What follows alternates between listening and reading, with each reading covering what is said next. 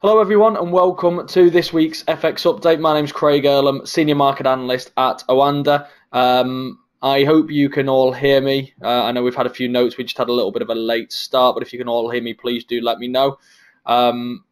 It's been a bit of an interesting start to the week. Thank you, Matt. Thank you all to Todd. All good. Yeah, it's been an interesting start to the week. It's been a little bit slower than you may have expected. The start of the year generally is a little bit slower. I think that's worth pointing out.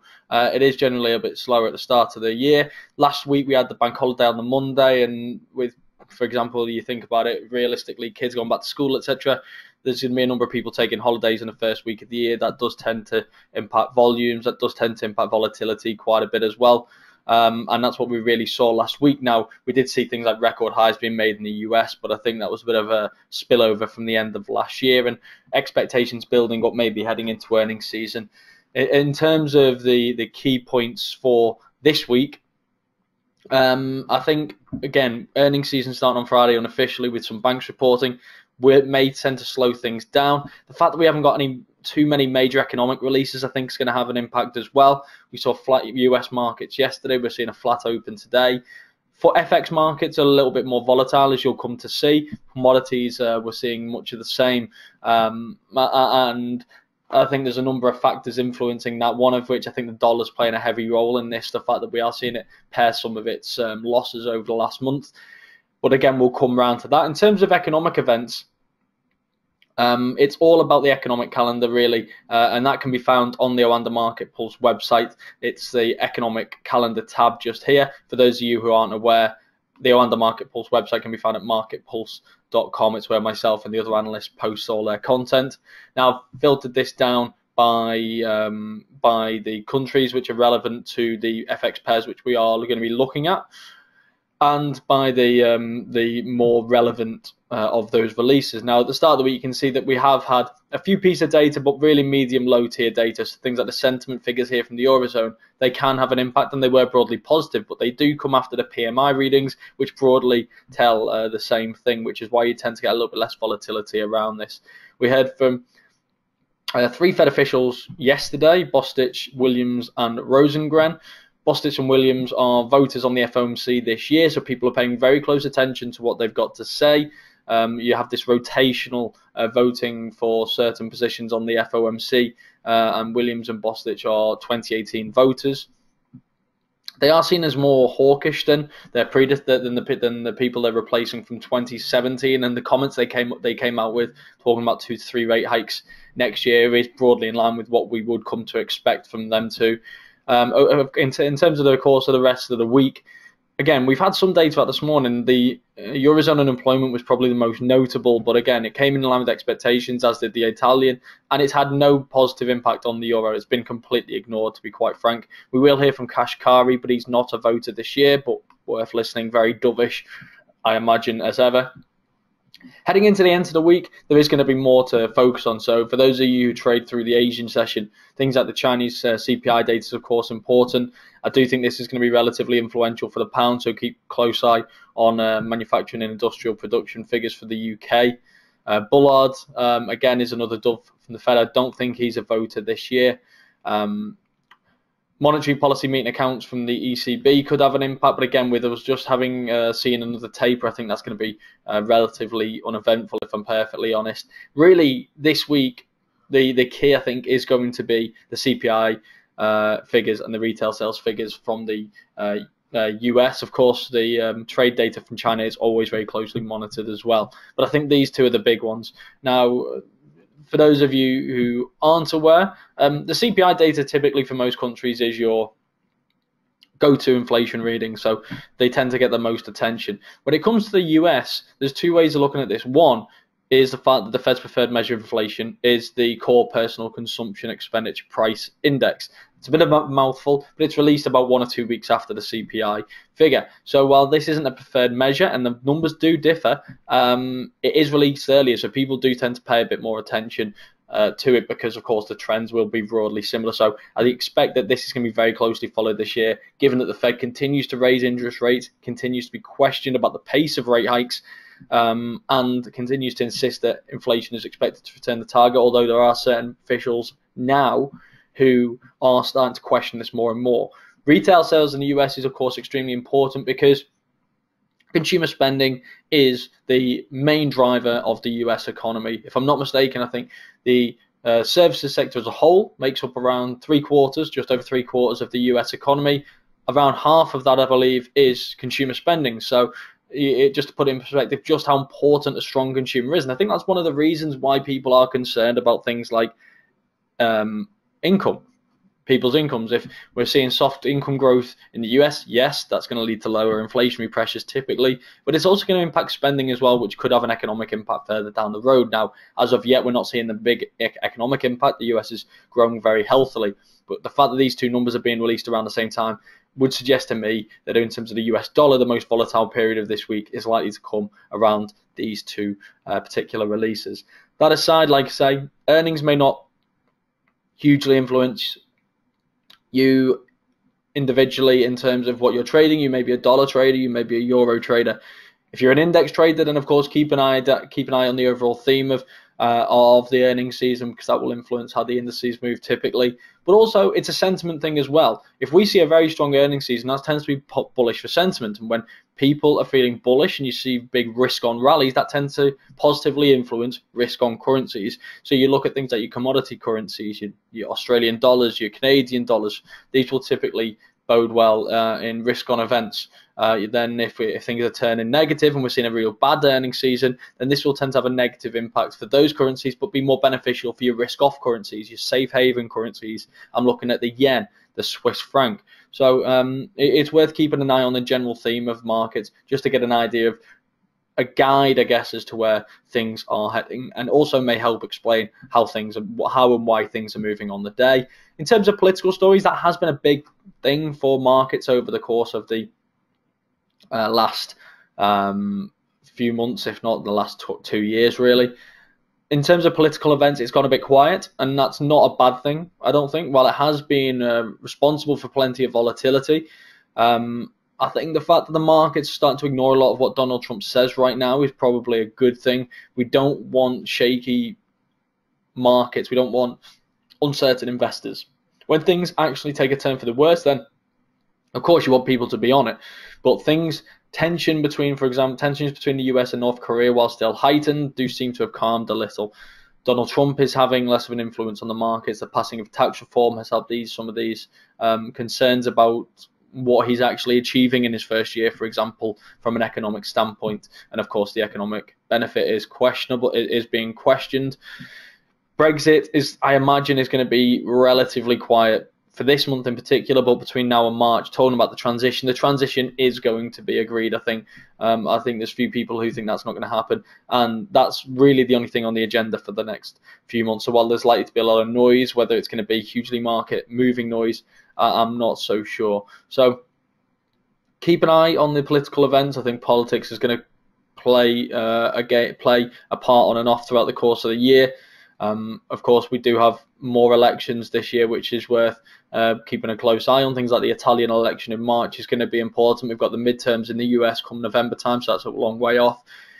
The German political situation is still unresolved. We've still got Angela Merkel, the leader of the CDU-CSU coalition, trying to form a coalition government with the SPD. It's likely those negotiations are likely to go on for some time, and if they fall apart, then we're going to have more elections, because she has ruled out leading a minority government.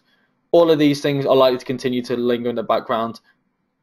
I think for now, though, the economic side of things and the central banks is likely to dominate over the next month or two in particular. And with that, we will move on to some charts.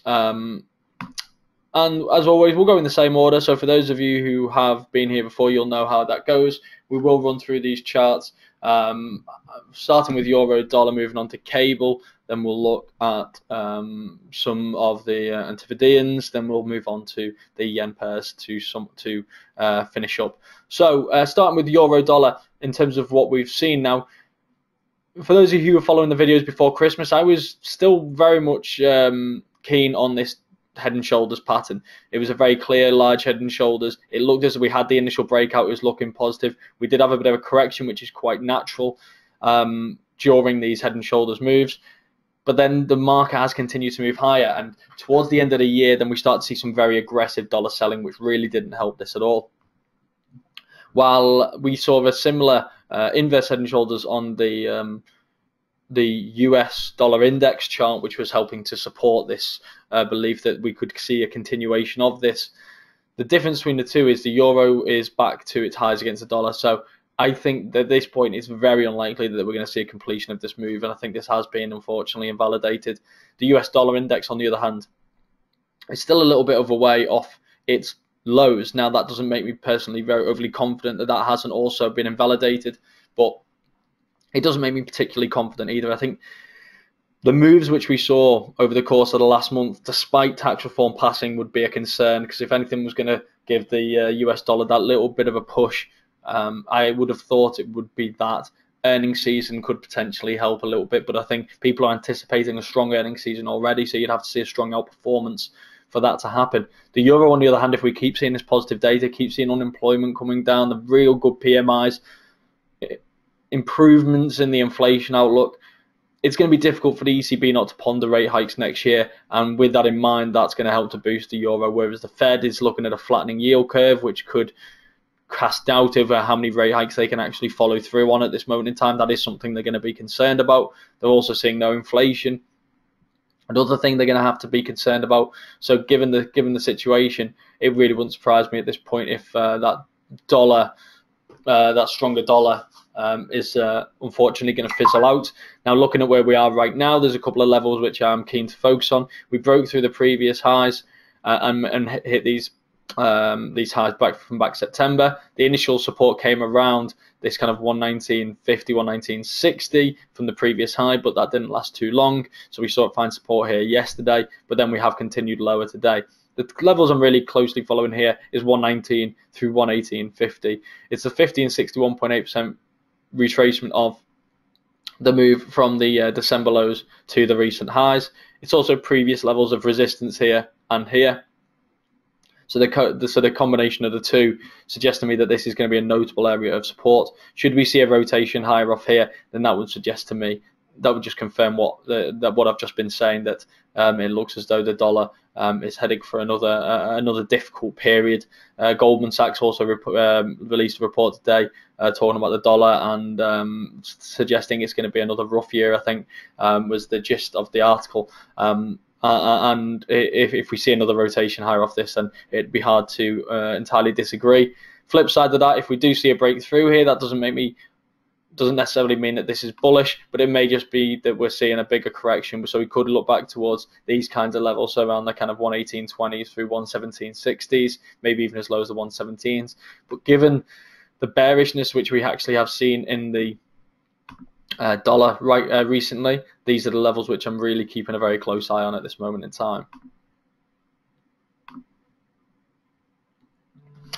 We also saw cable reach those previous September highs as well, falling just short around the kind of 136s. The difference between this and the euro dollar is all we've seen is consolidation since, and we haven't really seen a correction. Consolidation is typically a trend continuation signal, and given that the trend leading up to this was bullish, this would suggest to me that this 136 could come under pressure once again.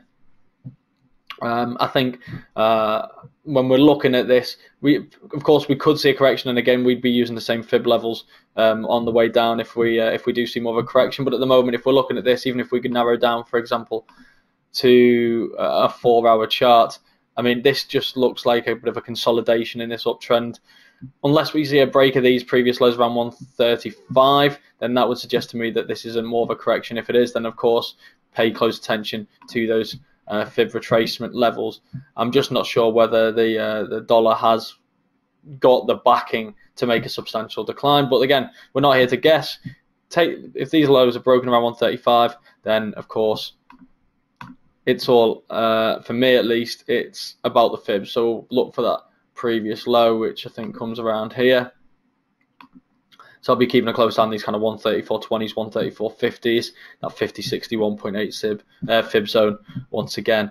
But at the moment, I'm finding it hard not to be bullish on cable as on euro dollar, which is negative, of course, for the US dollar and also for the US dollar index. At the end of the day, the euro makes up around, I think it's around 58% of the US dollar index. The pound, if I'm not mistaken, is around 11%, maybe a little bit more, 13%. So this is a substantial part of the US dollar index and therefore a substantial driver of it. Euro sterling's been a little bit more dull, if I'm honest. We have seen a break. We did see a break lower yesterday. The pound weakening to a lesser extent than the euro, which is obviously evident on the cable and euro dollar charts. We've broken back towards this kind of this 200, 233 day simple moving average. At the moment, it looks as though we're finding support just above 88. A break below here wouldn't worry me too much, given that we've already broken below here once.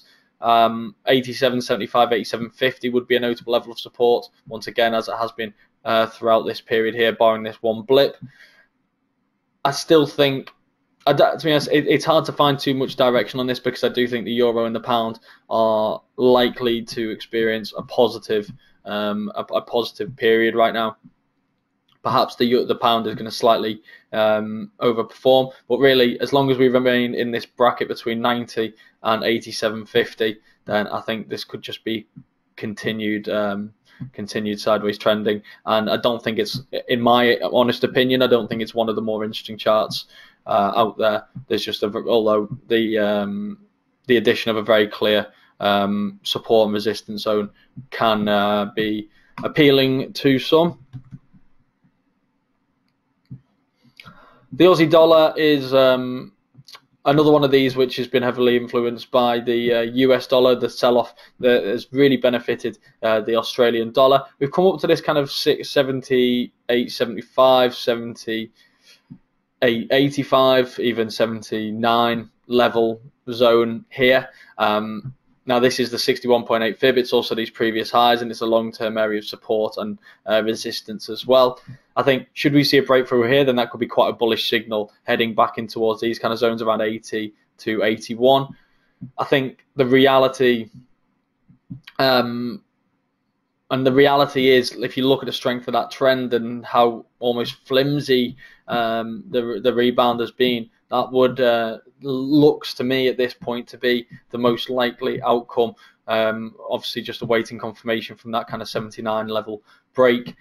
We've got the Fibonacci retracement on here, because at one time this did look quite a bearish chart, but I think that end of year rally really did just kill that. We broke through this. We broke through this rising channel. We broke through the moving averages. I think the 38.2 was potentially a test for it, but the strength of the rally, if had this been a bit of a weaker move higher, then potentially that would suggest that there's something to this. But for me, as far as I'm concerned, just the strength of the rally here, the lack of upside appetite for the US dollar, it just doesn't fill me with too much hope for a continuation of this downside move. And I think, in my view, a breakthrough these kind of 79s is more likely than this being an actual continuation of a downward trend.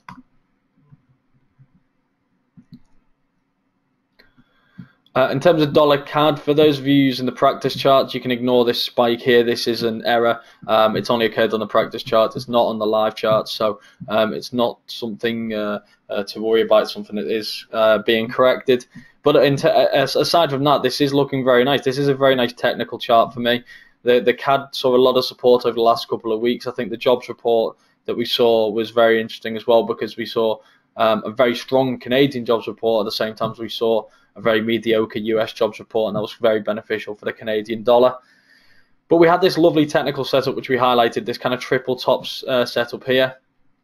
A break of the neckline here did trigger a nice bearish move. The levels we were focusing on was around these kind of 124.20s, 124.40s, price support and resistance. But also, when using purely textbook. This isn't, of course, advice in any way, shape or form as per the disclaimer at the start, but you take the size of this triple top, and the textbook says the good thing about these triple tops is they don't just give you a breaking point, they also give you a possible price projection, and that tends to be the size of the triple top from the tip to the neckline projected low, which also brings us down to here. So I'm not surprised that we're seeing some consolidation at this level, just because it's price support and the projection has been effectively completed. But I'm also not particularly bullish into here. Sometimes you will see these nice technical moves where you come down into here, maybe back up into the price support and lower. But you look at the price action that we've seen over the last couple of days, that's just a consolidation pattern. We've seen a dollar recovery, but it seems to have been completely missed on the Canadian dollar chart. You can see here again, that's just an error, so please do ignore that. This is just consolidation. That's a flag formation in a downtrend. That's a bearish setup, and I think it doesn't look particularly convincing for any substantial upside move. You're looking at kind of this kind of just rising channel here. I think a break of that trend line, and it would suggest, if we see that, and once we see that, then that would suggest we're seeing a continuation of that downside. And I think if we do see that, then we could be looking back towards these kind of 121 lows over the coming days, weeks. I wouldn't say months. I think that's too long a time horizon. But I think over the coming days and weeks, a move back towards these 121s may be potentially on the cards. Momentum is very much with the bears in this pair right now.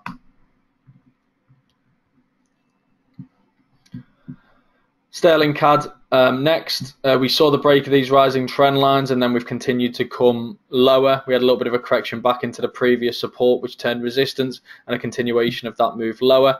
Interesting that we've come into touch now with the 200, 233 day simple moving average, but also the 89 as well. We're losing a bit of momentum. It's worth noting we've made a new lower low on price. We've made higher lows on the stochastic and the MACD histogram, although the MACD moving averages are continuing to edge lower. I think this is quite an interesting level around the 167.70s, 167.50s.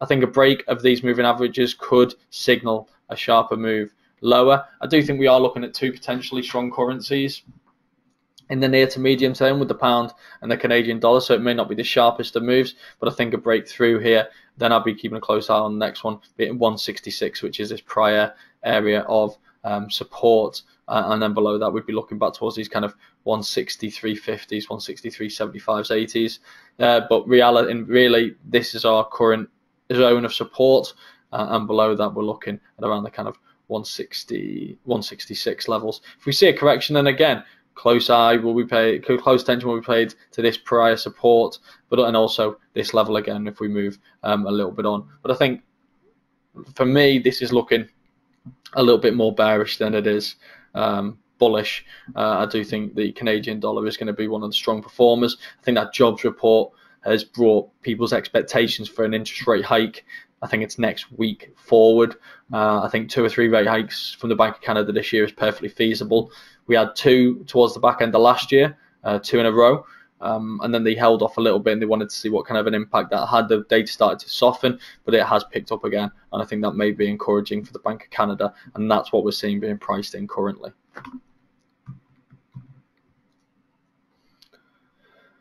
Kiwi dollar, very much like the other pairs, we're seeing it really primarily being driven by US dollar weakness. We have come back up towards these kind of 72s. Now we've got the 50 fib here, got the 61.8 fib here. As with what I was saying before, at one time this was really looking bearish. We had the slowing of the momentum here, and the break of that was a nice little bullish signal. This was the next key area to keep an eye on with 71, but that dollar weakness just driven it straight through. I've failed to see much appetite for a rotation lower, so I think this 50 fib may just be providing temporary resistance. That's the impression that I'm getting right now. 61.8 fib may offer a little bit more, but I'm inclined to think that we're not necessarily at this moment in time. Actually, can I just correct myself, because I seem to have not updated that fib. So we're through the 50 fib. It provided some temporary resistance. I don't know why that's gone back to there, but it's provided some temporary resistance. I'm keeping a close eye on the 61.8 fib, but to be quite honest, I don't think this is a trend pattern. So please take these fibs with a pinch of salt. They may just be providing temporary support and resistance levels. I'm not particularly bearish about this in the longer term whatsoever. I think, again, if we're seeing a weaker dollar, then that's going to be bullish for this pair. Bullish for the Kiwi when against the dollar. The trend isn't particularly strong, but in terms of the moves high that we're seeing aren't being particularly aggressive. We're not seeing too much selling appetite either, though. So a continued slow grind higher looks to me like it's going to continue at least in the near term, and I'll keep a close eye on these momentum indicators for signs that that trend is weakening. And also, once you start to see nice long upper wicks forming on these candles, then that can be another warning signal as well. We'll wrap things up with the yen pairs, starting with the dollar yen. Nothing's changed. It's very much as we were in the last video, in the last webinar. The range seems to be tightening. We're very much in consolidation mode right now. It seems that we've got this kind of resistance here now around the 113.50s. We've got support coming in now around the 112s, and that's been the case really since the start of December. We're trading within the Ichimoku cloud right now. I'm not paying much attention to that. We've passed in and out of the Ichimoku cloud repeatedly over the course of this time. We've not had then. It's not been particularly good bullish or bearish signal as of late. Even though previously, when we were passing in, it tends to be a sign that we were heading back to the top or to the bottom of this broader range. That seems to have ended. What we're looking at here, in the opposite way that we were talking about with the pound and the Canadian dollar, what we're seeing here is a battle of the two weaker currencies right now. Risk is very much on. The Bank of Japan is very insistent that we're not going to see any tightening of monetary policy anytime soon, and the US dollar is weak. I think that's really why we're seeing this kind of consolidation. So nothing that I'm seeing would be particularly conducive with a big breakout happening anytime soon. So don't be surprised if we're just stuck in another tighter range now between these kind of 113.50s and 112s.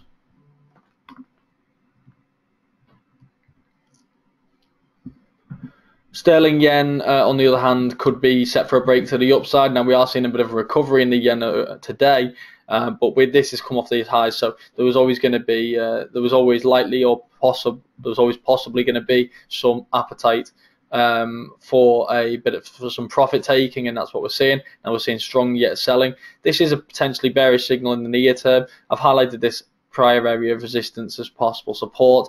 It's only a faded blue line because I don't think there's anything major to it. If this is broken, I really wouldn't be surprised in the slightest. I think really we're looking back towards maybe these kind of levels for potential support if we do see a broader sell-off. I don't think this is anything at the moment. This doesn't strike me as being a major bearish signal in the longer term. This seems to be a reaction to some Japanese news overnight. I'll be keeping a close eye on these high levels. I think eventually it looks as though these are going to break, but in terms of a correction, really in the near term you're looking at these kind of 150, just above 151s, 151.20s, but 150 below that is the key. That's where you're looking at price support, and that's where you're looking at the bottom of the Ichimoku cloud. And as long as it holds above there, then I'm going to remain bullish on this pair in the longer term. Euro yen, the chart which frustrated for a long period, the chart that looked as though it was going to break at some point. We had the tees, and then eventually it broke higher rather than breaking lower. We did that move towards the end of the year was enough to really power it through the top of that resistance. So we had this kind of triple top setup. We looked as though we were getting these lower highs. We were seeing the Ichimoku cloud come under pressure, and eventually that late surge in the year was enough to power it through here. And now this is looking quite bullish indeed. We've gone through the previous highs. We've had a bit of a correction over the last few days, but again, as long as we hold above 133, I remain bullish on this pair now. I'll be keeping a close eye as well on 133.25, 133.90 to 134, with them being the fib levels. But I think that initial break through those highs would, at least in the near term, make me relatively bullish on the euro yen, and I'll be very intrigued to see how traders react around these kind of fib levels just about here, and if we break through there, that 133 I think is crucial. Okay, thank you very much all for joining us. That's all we've got time for today. I hope you found it useful. If you've got any questions, please don't hesitate to ask. You can reach out to me on Twitter. For those of you who are on, my username is Craig_Forex. So please do ask any questions if you've got it. For those of you wanting a recording of this, you'll find it on the OANDA Market Pulse website, which I showed you at the start of the webinar. So you'll be able to find the video posted on here very shortly. It'll also be posted on YouTube, and I will post it on Twitter as well. But aside from that, I wish you all the very best of luck with your trading. I hope you have a fantastic week, and I'll catch you again in a couple of weeks' time, or maybe next week even, for our next webinar. Thank you very much.